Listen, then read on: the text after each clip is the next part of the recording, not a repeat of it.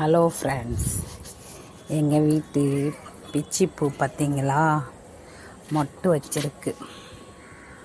பார்த்தீங்களா? மொட்டு வச்சிருக்கு, நிறைய மொட்டு வச்சிருக்கு. ஆனால் இன்னும் வரல. ஆனால் ஒரு சேஃபாகவே வளரல. அங்கங்கேயுமா கிளையாக தொங்குது.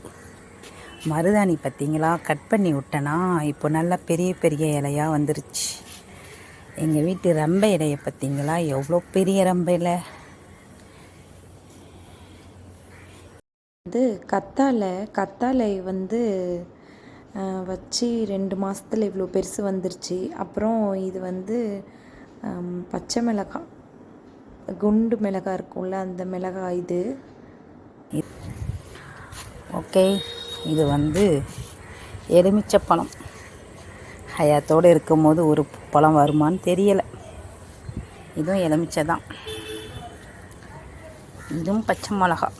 இது வந்திருக்கம்மா, எவ்வளோ பெரிய செடியாக பூத்துச்சுமா. நான் ரோஸு அப்புறம் பட்டு போயிடுச்சின்னு நினச்சேன். ரெண்டாவது இவ்வளோ பெருசாக வளர்ந்துருக்கு. ஒரு ரோஸ் பூவையும் காணும். அள்ளி சீசன் முடிஞ்சிச்சு. கொஞ்சம் கொஞ்சம் பூத்துச்சு, அதோட முடிஞ்சிச்சு போல். இந்த பூ தான் சுகருக்கு சொன்னக்கா.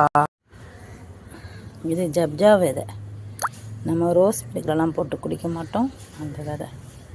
செம்ம வாசனானா. இது பிரண்டை.